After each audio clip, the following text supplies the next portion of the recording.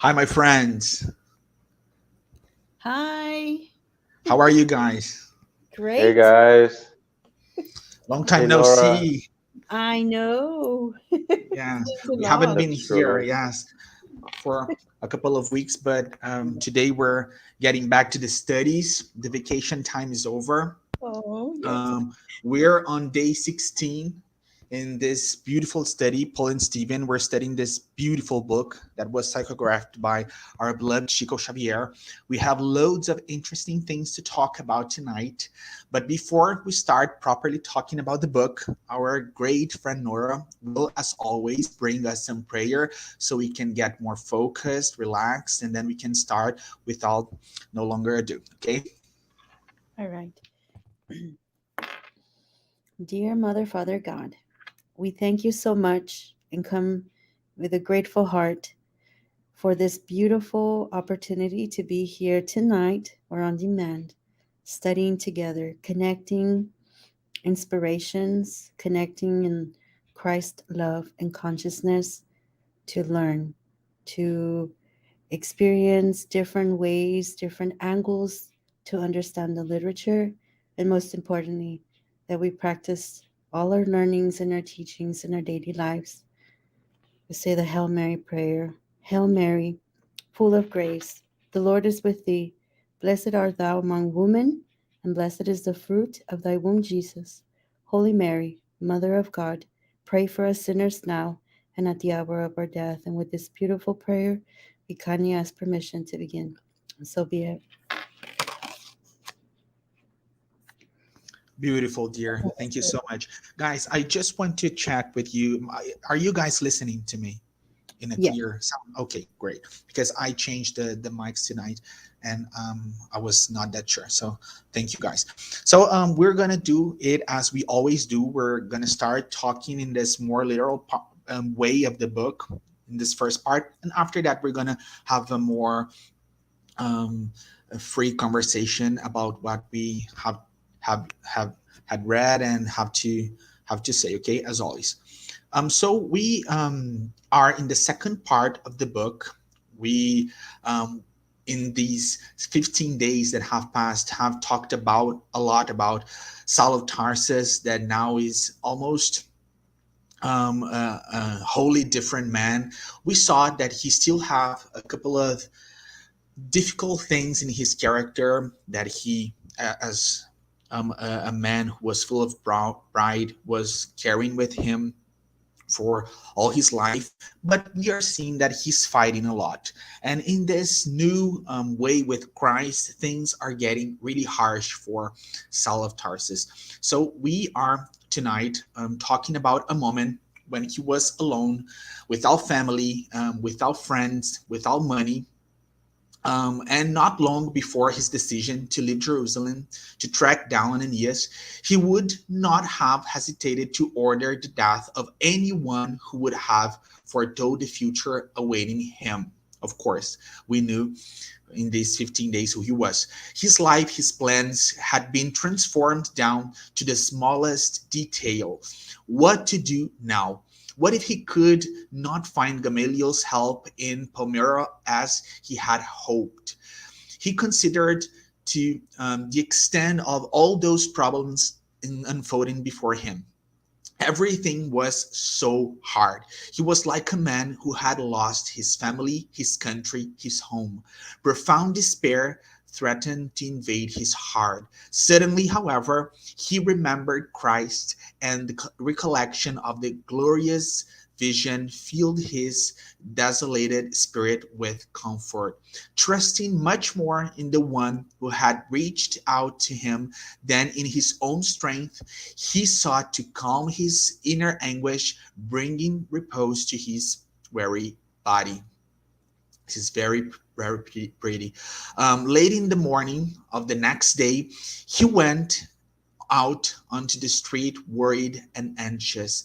Following the information he had received, he stopped at the door of an inviting building fronted with large shops. He asked for Hezekiah and was immediately met and amicably greeted by an elderly man with a kind and respectable smile. He was Gamaliel's brother, who took right away who took him right away to the recently arrived countryman from afar and engaged him in comforting conversation, tactfully seeking to garner news concerning the venerable rabbi of Jerusalem. Saul obtained the necessary details from his brother, who showed profound interest. He said, "My brother, concerned, he was very concerned, has seemed very different ever since he arrived in Palmyra. It is possible that the move from Jerusalem had some influence on such a profound transformation. The difference in social environment, the charge in customs, the climate, lack of the usual work, all this may have contributed to harming his health." It is really interesting because every time somebody converts to Christianity, all those old friends, they think they're ill. "How so?" asked Sal, without disguising his concern. "Well, he spends days after days in an abandoned hut that I own in the shade of some date palms in one of the many oases around here. And this, mind you, only to read and ponder some unimportant manuscript that I couldn't understand." He was talking about the gospel. "Moreover, he seems completely disinterested in our religious practices. He lives like an alien to the world. He speaks of visions from heaven and constantly refers to that carpenter who supposedly became the Messiah of our people, living on imaginary things and usual dreams. Sometimes I observe his mental decline with deep sorrow. My wife attributes it to all his advanced age, but I want to believe that it is due completely, or at least mostly, to intensity of his study and long periods of meditation." Gamaliel's brother paused while Saul gave him a penetrating and meaningful look, grasping the condition of the old teacher. After another remark by Saul, Gamaliel's brother continued, "When he's with my family, Gamaliel is treated like a father. Besides, I owe the starting of my life to his immense brotherly dedication. For for that very reason, my wife and I have agreed with our children to surround the dear and noble alignment with an atmosphere of peace." Whenever he talks about the religious illusions that excite his mental state, nobody in this house contradicts him. We know that he no longer speaks for himself. His powerful mind has faded away. The star has died out. When I consider these painful circumstances, I thank God for having brought him here so that he can end his days in the warmth of our family's care, free from the scorn that could have perhaps been subjected to him in Jerusalem, where not everybody would be able to understand him and honor his distinguished past.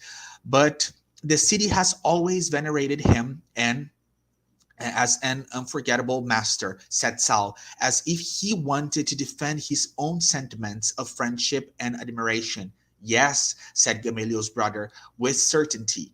"A man of your intellectual level would be prepared to understand it all. But what about the others? You are, of course, aware of the ruthless persecutions being carried out by the authorities of the Sanhedrin and the temple against the sympathizers of the famous Nazarene carpenter. Palmyra got wind of it, thought, the countless poor countrymen who left Jerusalem in a hurry at the threat of prison and death. Well, it was precisely in connection with that man that Gamaliel displayed the first symptoms of mental weakness. If he were in Jerusalem, that would become of him in his forsaken old age. Of course, many friends like you would be ready to defend him, but the case could take a serious turn and political enemies could emerge demanding severe measures. And we ourselves wouldn't be able to do anything to stabilize the situation because, in reality, In reality, his intensity is peaceful, nearly unnoticeable, and in no way could we possibly side with him on his defense of the criminal whom the Sanhedrin sent to the cross of thieves. Saul felt extremely ill at ease listening to such remarks, now so unjust and superficial in his opinion. He understood the delicate situation and the psychological resources he would have to employ so as not to compromise himself and worsen even more the position of the illustrious teacher. Wanting to change the subject, he asked, "What about the doctors? What is the opinion of the experts?" During his last examination at our instance, it was discovered that besides being disturbed, the esteemed patient is suffering from an unusual organic weakening that is consuming his last vital forces. Saddened, Sal made a few more remarks, and after reconsidering his first impressions regarding Gamaliel's brother, amicable hospitality, he was helped by a servant and went to the place where his old mentor welcomed him with surprise and joy. The formal disciple noticed that Gamaliel was, in fact, displaying symptoms of profound physical weakness. He embraced him affectionately in infinite joy, lovingly kissing his wrinkled and trembling hands. His hair seemed whiter. His complexion, furrowed with venerable wrinkles, gave the impression of alabaster, reflecting an undefinable peaceness and paleness. They talked at length about their longing and successes in Jerusalem and also about their friends far away. After these affectionate um, first impressions, they talked at length about other things. And Saul told the elderly teacher of the grace he had received at the gates of Damascus. His voice had the vibrant reflection and inflection of that passion and sincerity he used to impress on his emotions on the days before when he was the great orator. Gamaliel listened to his story with inexpressible wonder. Tears of joy pooled in his lively and serene eyes without falling. The proof filled him with deep consolation. He had not accepted in vain that wise and loving Christ, whom his colleagues had not understood. At the end of his account, Saul of Tarsus also had tears in his eyes. It's so pretty.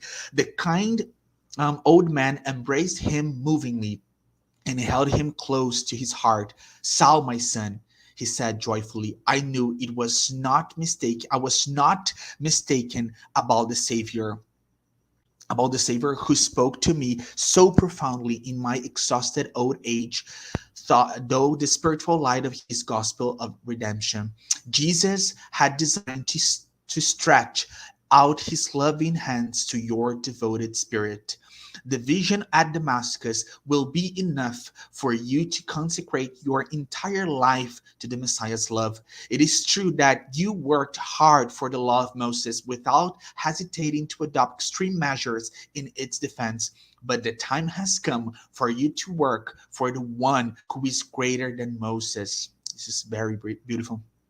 "But I feel so disoriented and confused," murmured Sal, full of trust.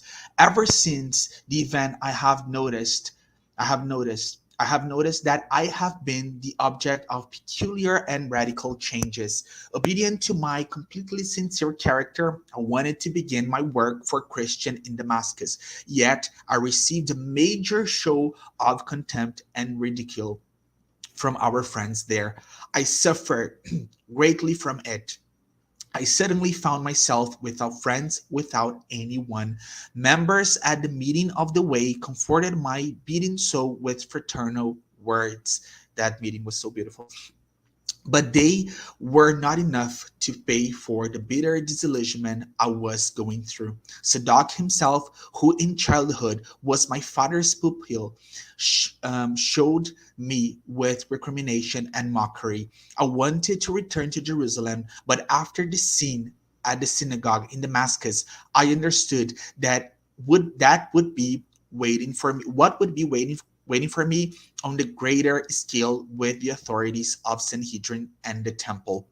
Of course, the profession of rabbi no longer holds any interest for my sincere spirit because I would be lying to myself. Without work, without money, I found myself in a maze of irresolvable questions without the help of someone more experienced than I.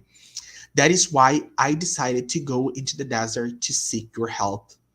Concluding his appeal with pleading eyes, revealing the tormenting anguish of his soul, he exclaimed, "Beloved teacher, you were always able to find solutions for the good, where my imperfection found nothing but bitter darkness. Help my soul, sunk in pain-filled nightmares. I must serve the one who designed to snatch me from the darkness of evil, but I cannot do without your help during this difficult time in my life." These words were spoken with a profoundly moving inflection. Eyes firm yet illuminated by intense tenderness, the generous old man grasped Sal's hands and spoke movingly. "Let's take a look at these shoes in particular so that we can find an adequate solution to all your problems in the light of the teachings now shining their light on us." And after a pause in which Gamaliel seemed to be clarifying the issues, he continued, "You have mentioned the humiliation you experienced in the synagogues in Damascus. However, such examples are clear and convincing. At present, I too am considered a peaceable lunatic in my own circles. In Jerusalem, you saw Simon Peter verified for loving God's poor and giving them shelter. You saw Stephen stoned to death, and who knows what else. Christ himself, the Redeemer of humankind, did not did not escape being martyred on a scornful cross between criminals condemned by the justice of this world. The master's lesson is too great for his disciples to expect political control or wealth in his name. Guys, since we were a couple of weeks without being here, I decided to bring the whole text. And after we all speak a little, we can comment this beautiful literature that Emmanuel Trishiko brought us. Bro, now it's your turn. Thanks, João. So Saul was listening with a heavy heart, all those words, because he was remembering Stephen, Peter, and many others, recalling all the harsh things he did in the past. Then Gamaliel continued by comparing the incident in Damascus to the exodus of their forefathers, the misery, the slavery, the trials of the desert. Amongst all of that suffering, the water spring in dry, the water spring in dry rock was the gesture of divine watch care all around. And the catch about the desert is that um, the shadow of a palm tree or a cloud can be felt like a blast from heaven. And that's a true and deep experience. Even some Brazilian um, lecturers have experienced the desert, by walking for several days and experiencing the heat under the sun and the shadow and the fresh water. And this experience, this severe suffering in that harsh climate brings a new perspective over every single thing in life and how God is always taking care of us. In all little things that we let just slip from our sight. And just like discovering a new land filled with honey and milk, required courage to face the long road for the Hebrews in the past. Living by the gospel requires courage to transform ourselves from within out. In that, there will be people trying to change our focus, to discourage us. There will be obstacles, and including our own weaknesses. But we must keep the eye on the objective, which is knowing the truth and to become free. Um, in this part, to become free through the truth, we have to talk about that at the end. So Gamaliel was already too old at that point.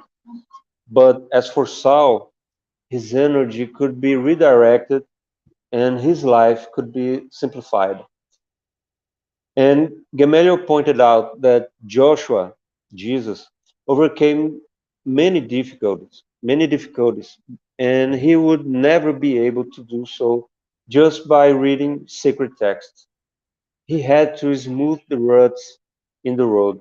So that's the hardest job to be done, and that was Jesus the one to accomplish. Gamaliel asked Saul about his profession besides Sanhedrin's persecutor. And Saul revealed his father sent him to learn the job of a weaver in his early days. And Gamaliel displayed great joyfulness and recalled that we must eat our bread by the sweat of our brow, and concluded by pointing out that his youth and modest profession could set him free from the illusion of the titles he earned from a humankind that is mostly unaware of goodness and truth. Saul took Gamaliel's hand and kissed it in a gesture of profound gratitude and humbleness, and affirmed he would become once more a weaver. Gamaliel just patted his shoulder and exclaimed, "May God bless your hopes." Saul revealed great concern about starting to work elsewhere but Palmyra, and for not having financial resources. Gamaliel agreed and added that other problems much more serious, like the Pharisaic intrigues, the doctors of the law, family vanities, all those things could choke the seed planted by Jesus in Saul. So it would be wiser to develop before facing the major obstacles. And Saul asked, "Word, but what shall I do?" And that's what Norah will answer us. All right. So let's finish up. So now, Gamaliel, with a lot of tenderness, but also stern, like a father figure, a spiritual mentor, he continues to reaffirm to him that there's going to be changes for him. He's coming from a background of being in the courts and, having a lot of prestige and having a lot of advantages. Now it's going to change. He says, I put my glasses on. I won't tell him that it involves a great rabbi of Jerusalem who intends to exile himself for a while, not for fear of shaming your name or your origin, but because I think it would be useful for you to experience humility and solitude on your new pathway. So this is the new path that Gamaliel tells Saul you're going to take. So we're not going to tell anyone where you're going to be at. All right. And Saul was following along and he was agreeing. What was beautiful was when Gamaliel says, besides, Jesus exemplified all this by remaining in our midst without are being aware of it, which was very, very powerful. So he's going to go to the desert. And it says here that the desert will provide him consolation, work, and silence. He would no longer earn the easy money of undue admiration, but would earn the resources needed for his existence with the added value of overcoming obstacles. Camellia was right. And he says here that Saul would seek to reconcile himself with all of those he had offended in the time that he would be in this place. He felt young and he would work for Jesus as long as he had the strength. So, loving the words from his older teacher, um, uh, Gamaliel asked Saul, "Do you have the gospel with you?" And so Saul shows him a little paper, probably a little older, and says, "This is a copy that I was able to get." And so Gamaliel says, "I already have made 3 copies of the gospel without the help of any scribe. So, considering Peter's gift as a holy token of a noble friendship, I want you to have it.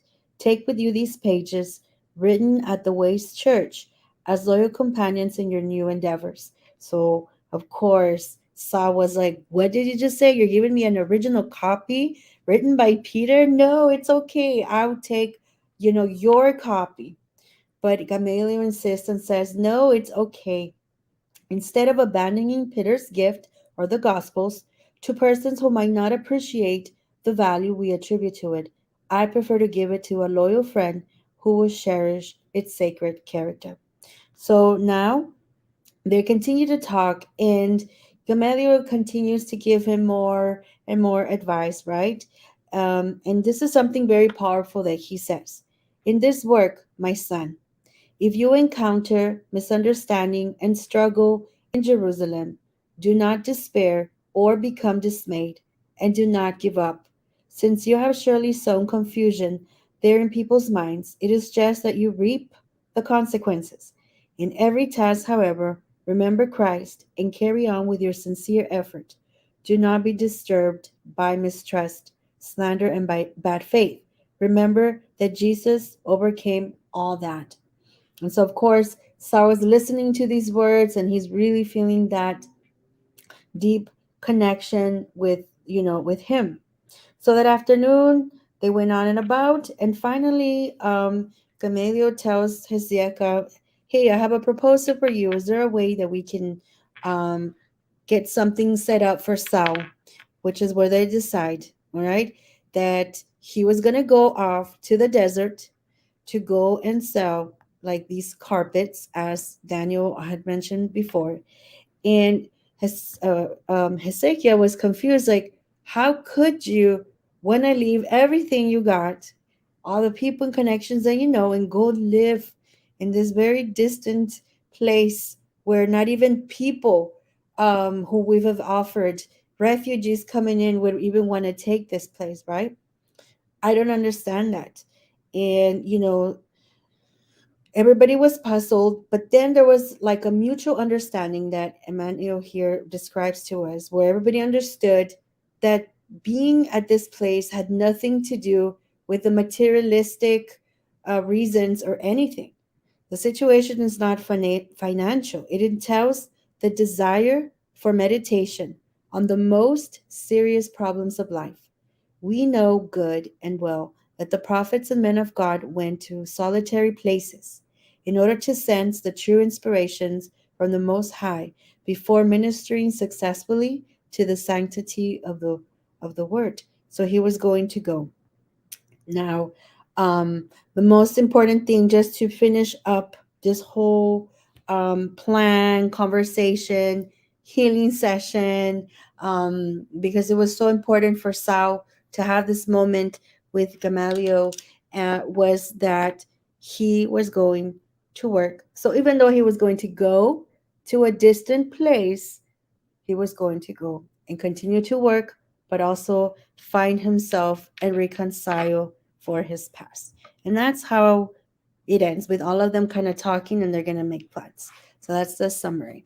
So I don't know if we want to open up. I did bring some stuff as well. We have 30 minutes. Yay!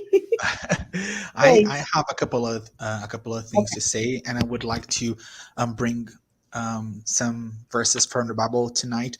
Me too. It's yeah, that's nice. And I It's brought the oh, that's great. That's great. I was thinking about that as well.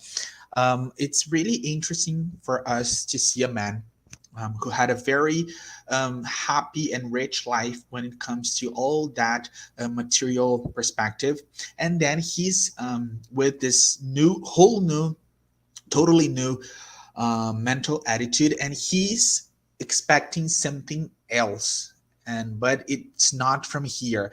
And when he tries to get some comfort from his mentor Gamaliel, we see this wise man telling him that he shouldn't expect an easy life because Christ himself had to face the cross. And in this sense, I would like to read the Gospel of John, chapter 18, verses 33, 36, and 37.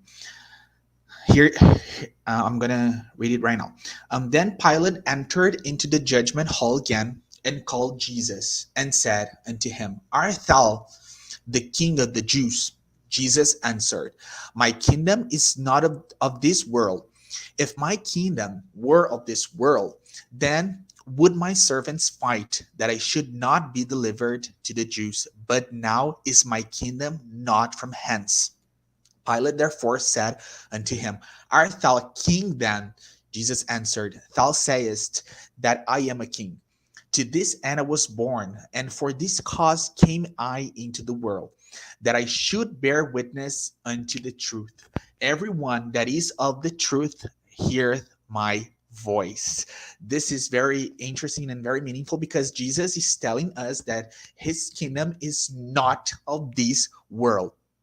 And then with these words, Jesus clearly refers to a future life. This is very, very, very clear, which he presents in all circumstances as the goal which humanity must reach and which should constitute man's greatest preoccupation here on earth. That's why we through all the book, when we see Saul of Tarsus confronting those poor, sad, ill people, they were all full of hope.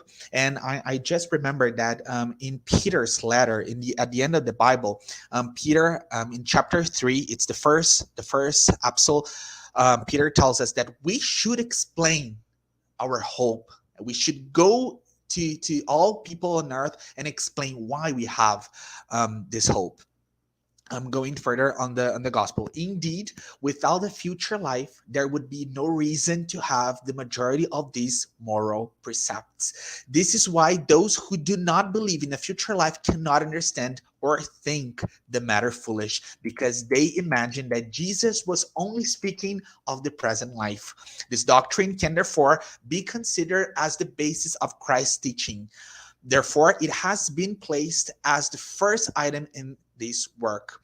It must be the point to be most closely looked at, as it is the only one that justifies the anomalies and irregularities of earthly life and also shows itself to be in accordance with the justice of God. Another very interesting thing is when Jesus brings us that speech, we see that he's talking about a life that is not here, therefore a future life. And also we see that he is talking about a kingdom that is not about matter, is not about this material perception that we have here. So which where would we find this richness? Which kind of richness is that? We can all recognize that the kingdom of Jesus is not of this world, but could he not also have a kingdom on earth? This is a very interesting question that the gospel brings us, because we do see that Jesus is recognized as a king. He is, but not in this material term. He is recognized as a king when it comes to the moral majesty that he brought us. And this is why this kingdom is always going further. And as spiritists, we believe that it will go forever. The clear and precise idea which can be formed of a future life provides an unshakable faith in what is to come. This faith places enormous consequences upon the moralization of man because it completely changes the point of view as to how life on earth is regarded. For those who place themselves by means of thought in the spiritual life, which is undefined, bodily life becomes a mere temporary stay in an ungrateful country. This is why all those sufferers, they were full of hope because they were expecting something else. And when and I do think that this is what Jesus was talking about when he promised us that he would send us and we would receive a counselor, because it's not easy. And we were talking about this stuff, me and Daniel's wife and this friend of us, Gracie. We were talking about how difficult those dark days they can be, no matter how spiritist we are, no matter how much we have read when it comes to the gospel, spiritism doctrine. It is tough, but it is the counselor, and we have faith because when we see those rules that regulate the spiritual plane and our matter plane here, our material physical plane, when we see them, we trust them. And when we go to this scientific perspective and see that it is true, and we have a strong reason to believe all that. And it is important to say this because all that, it will be enough for us to not go through those dark days. No, we are going to go through them. They are going to be very harsh, but we are going to believe that there's something more, and that this difficult days, this painful situations that we have to face, they have a major purpose. And in believing that, we face reality with faith. And this is why Simon Peter says in his epistle that we should explain this amount of hope that we have to all people on earth. Do you guys want to say something?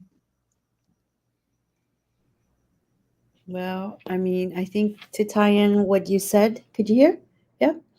To tie in a little bit of what you said and a little bit about the that last part of Gamaliel's advice to go and work, right? And you said it's there's that physical component, but there's also that working here for the kingdom of God, and it leads us, I think, right into the law of labor because the spirits kind of teaches a little bit to understand this, right?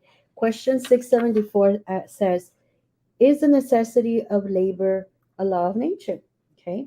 Labor is a law of nature and is such a necessity per se because civilization both increases people's needs and their enjoyment. It obliges them to work more.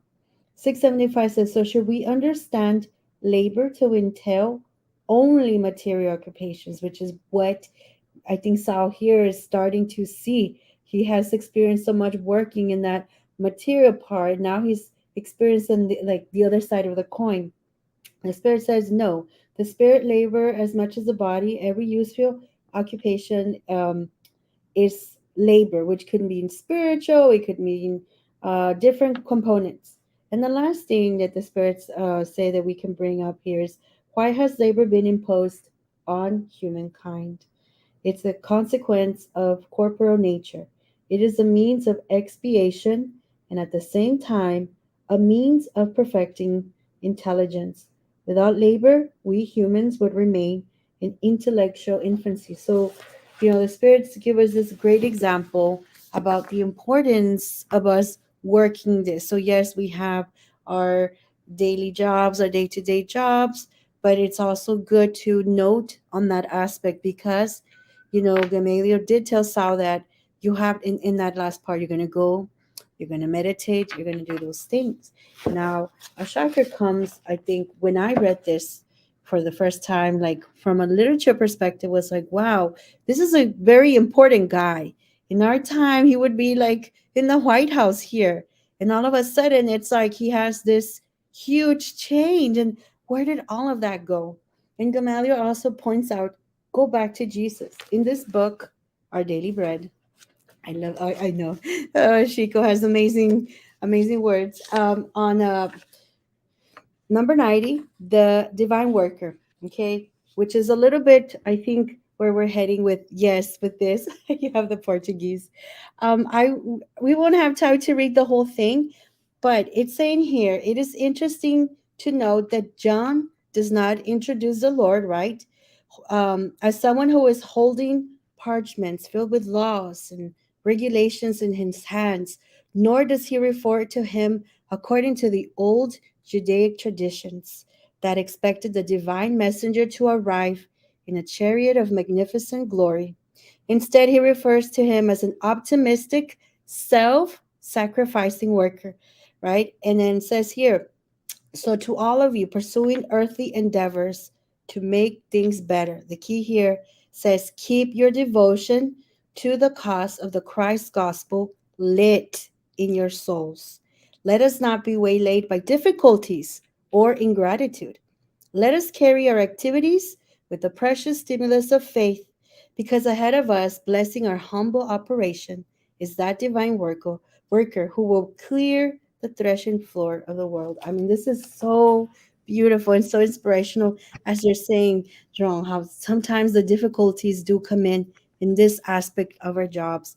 And what better way to look at Jesus as a biggest role model, how he was in his place and everything. So I started to understand with this a little bit more of Saul's roles and what it meant. So I don't know if Daniel. Dear, Yes, which number was this it one that you was read? 90. Okay. Can you bring us number 33? It Yes. really connects to what Okay. we're Let us. talking about. So 33 is let us also work. Let us work also. Sorry. The first time I read that, I did the same thing. I always okay. Which part would you? Which paragraph? The third, please. The one that says the missionaries? Yes. Okay. So Yes. the missionaries of the Revelation possess no privileges in connection with the personal testimony of their service. The achievements that we would like to point to as a result of grace or some special prerogative are nothing more than these missionaries' profound efforts at learning and applying the teachings of Jesus. Wow. Read the fifth one, please. And then he continues in the gospel. We see Magdalene immersed in grievous error, Paul persecuting the ideals of salvation, Peter denying his divine friend, Mark battling his own hesitations. But it is also in the gospel that we see the daughter of Magdala renewed on the redemptive path, the great persecutor converted into a messenger of the good tidings, the fragile disciple led towards spiritual glory, and the vacillating collaborator transformed into an evangelist for the entire human race. It's Yes, really this is beautiful. really, really pretty because when we're talking about working for Christ and when we look to the law that Jesus brought us in Matthew chapter 22, when he tells us that we should love one another and that we should love God above all and we should love one another. At first, we could think that at the end of the day, we are doing that for ourselves, especially when we are immersed in the Spiritist doctrine, because we could think if I'm doing charity because I want to evolve, at the end of the day, am I doing this for myself and not for others? But the main thing here is that when we work to Christ, when we work on these Christianity pathways here on earth, we do create new sentiments. That's the beauty of it. That's why I asked you to read those paragraphs because we see people they were trying to get somewhere else to get another and new feelings, and we saw that they had really strong problems when it comes to this attachment to materialism.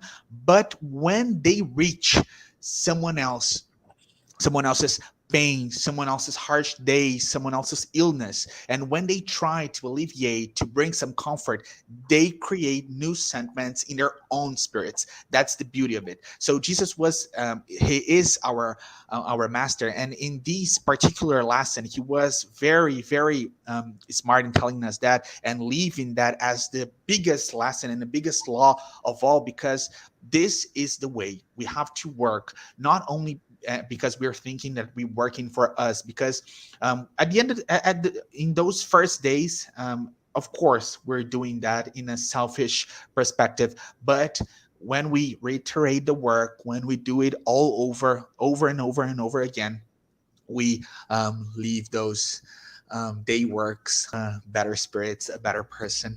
Bro, do you wanna say something? A friend of mine usually says that we must exercise until goodness become something automatic for us. And you start doing good without thinking. And so everything you guys said is just fits with what I wanted to point out is that the freedom, that's the freedom that truth brings, and truth is linked to love, and that's the main law of the universe. The truth, I believe, and we have listened to your readings, is the very basis of spiritist doctrine, is that we are spirits. And since we are spirits, all that is materialistic falls down to a second place, maybe a third or a fourth place.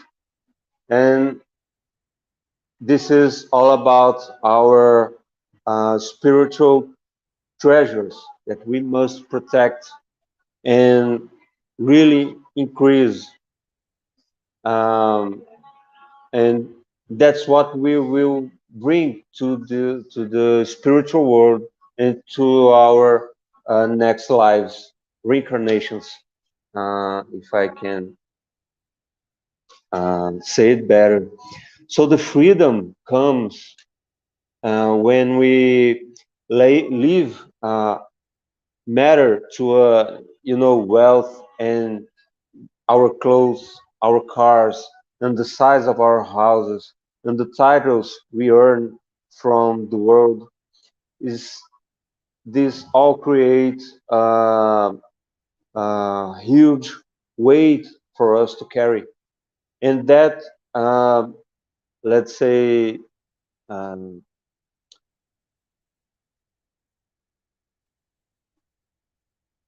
steals our objective over the truth. So we can't focus on spirituality if we are every day thinking about money and being wealthier and being stronger and good looking. How we can focus on being morally better, and we talk pretty much about this at uh, the meetings with the teenagers and kids from very poor areas here in Brazil.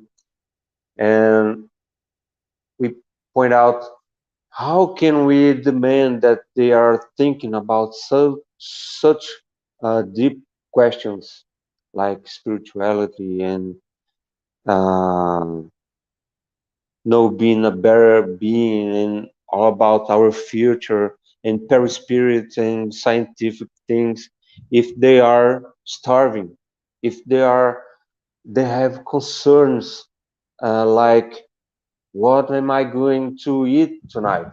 Am I going to eat? uh, is my brother alive? He's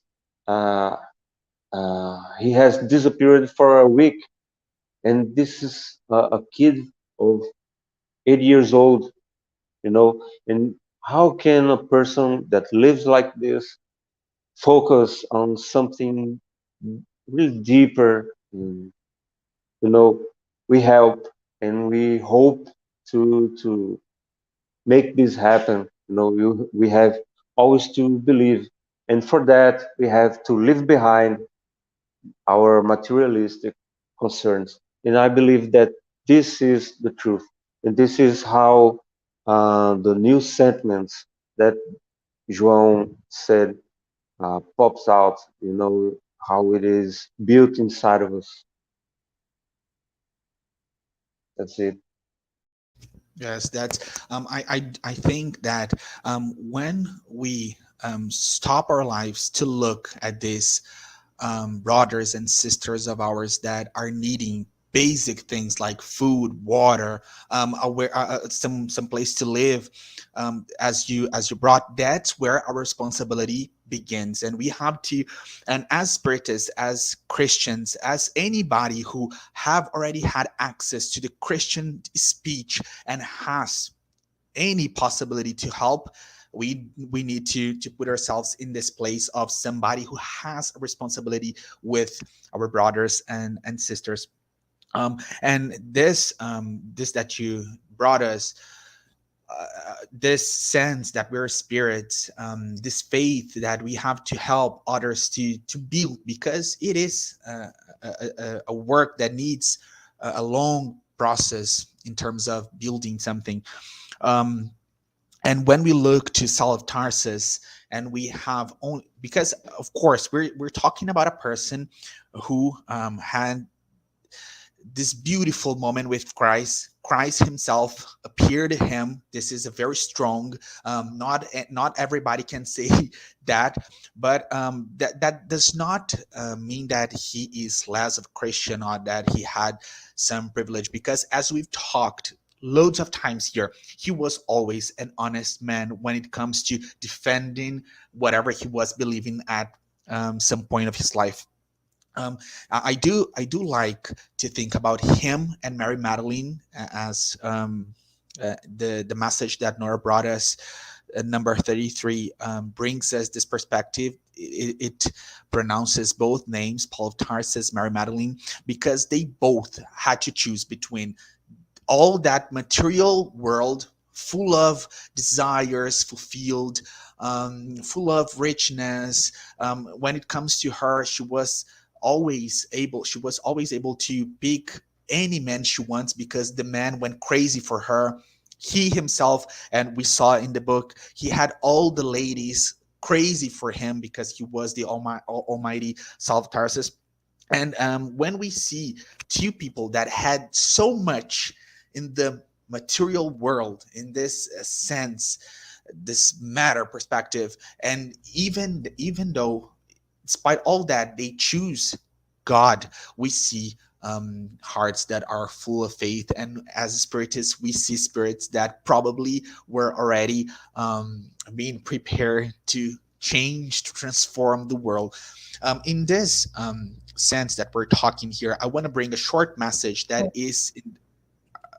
Oh, Go sorry. ahead, dear. No, I go ahead, feel dear. real quick, just because we might shift Sure, sure, things. of course. I found this book. It's a Catholic book. It's Daily Reflections Beautiful. of Mary. It's beautiful. And believe it or not, today I was on the prayer sixth day, and the title was "Helper of Others." Right? And I'm going to read this really quickly because on our scale here too, on our daily activities, if we don't have opportunities to go out and help, every city, every country has different things. But here it's beautiful how helping others can be every day. It says Mary, all her life, reached out to help others with a warm word, a cheerful smile, a gracious act of kindness. Mary made her neighbors feel better. May we be more like her. Do we write a little note of cheer or make a telephone call to show our concern or go to our neighbor in need? There are so many people around us who are lonely. We can make their whole day happier by showing a little interest, by visiting, by saying cheerful words.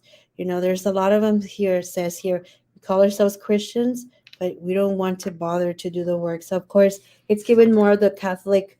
guidance of like remembering Mary and the help. And so even in this perspective of, you know, our daily lives, simple things like that, we are already working, you know. Sometimes there's a lot of us might have beautiful missions too, that we're physically in a immerse in environments like that. But sometimes even in our own homes, it starts in our own home, with ourselves, with our families, with our friends, with the neighbors, and we create, you know, we're co-creators of this ripple effect of love, right? This is Jesus' love in his works. So thanks, Fred. No, I love that you brought this more truthful perspective of charity, because a couple of times we think that give money or give material things are all we need to do, and it's not about that at all.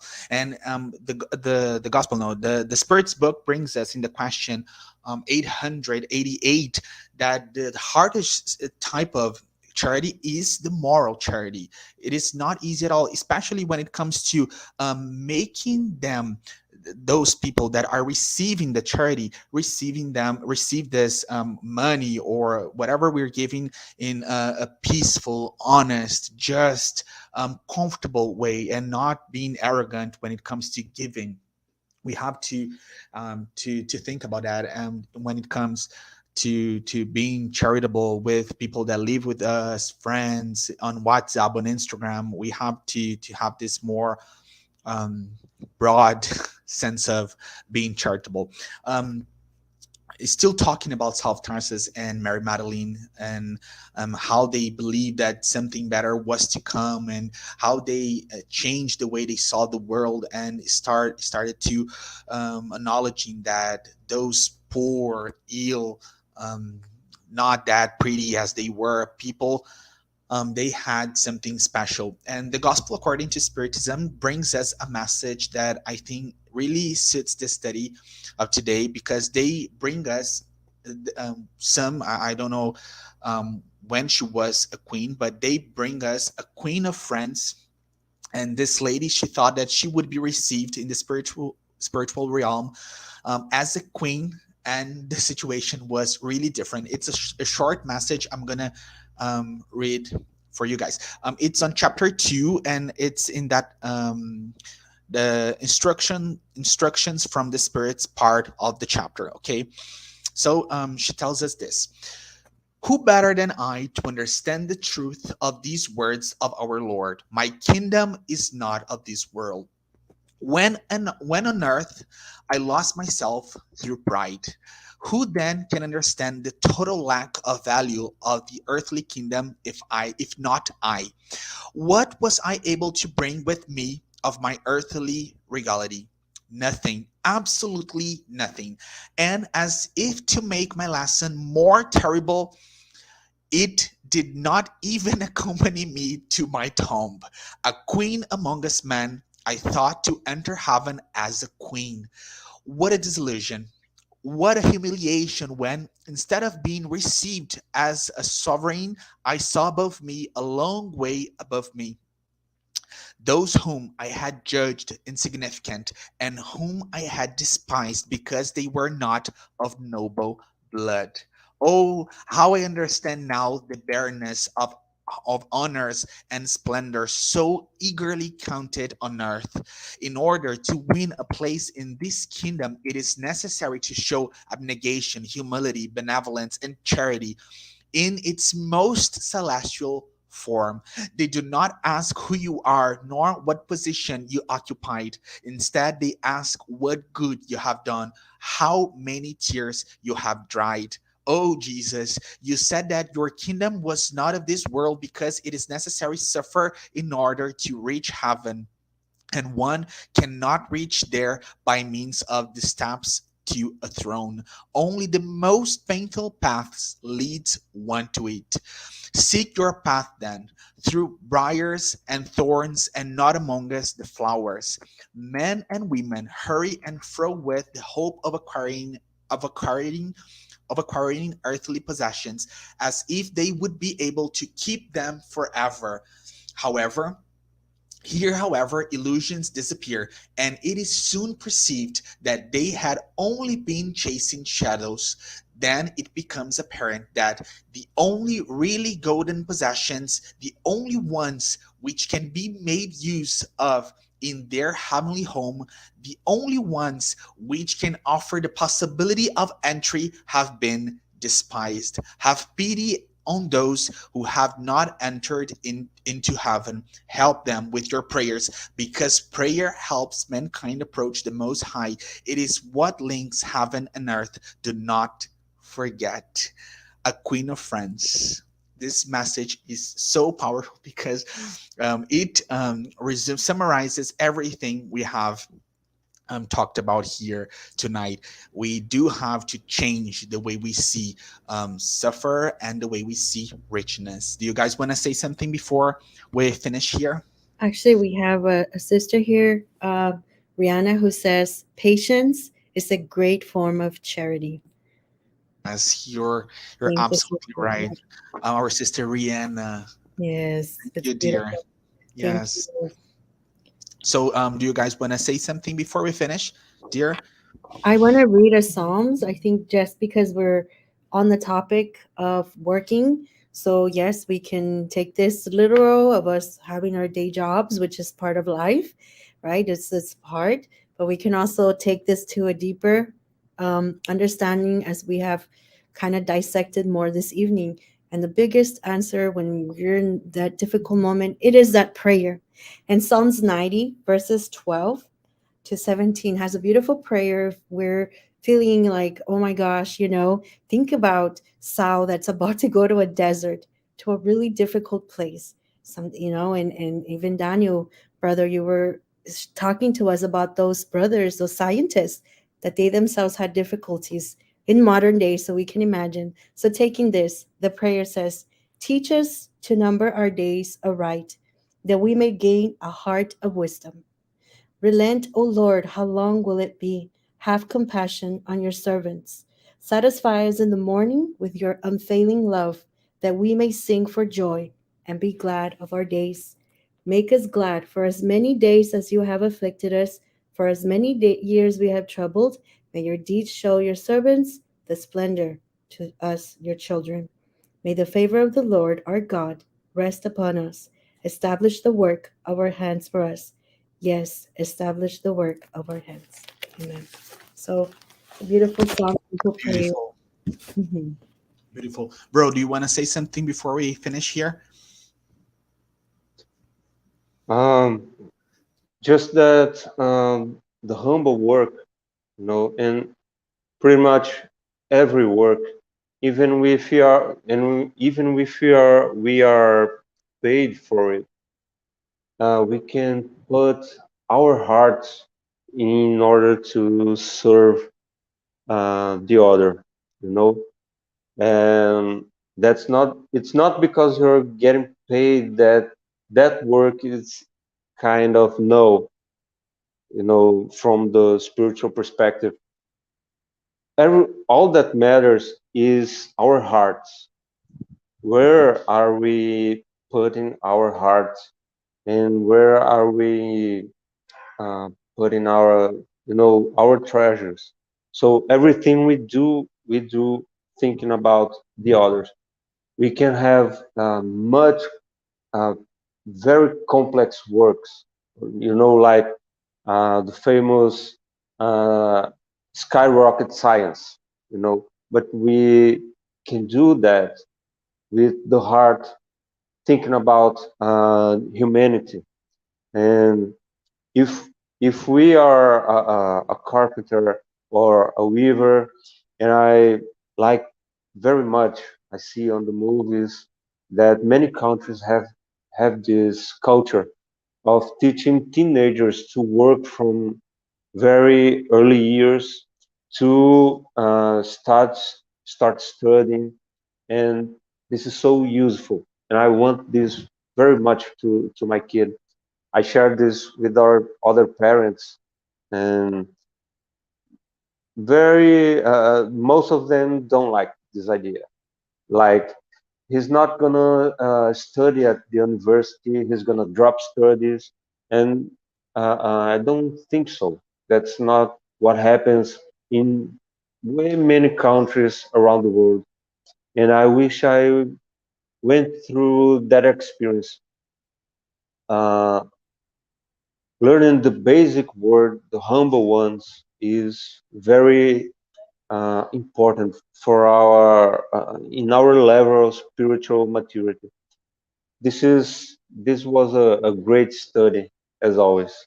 And I thank you guys. Thank you guys so much.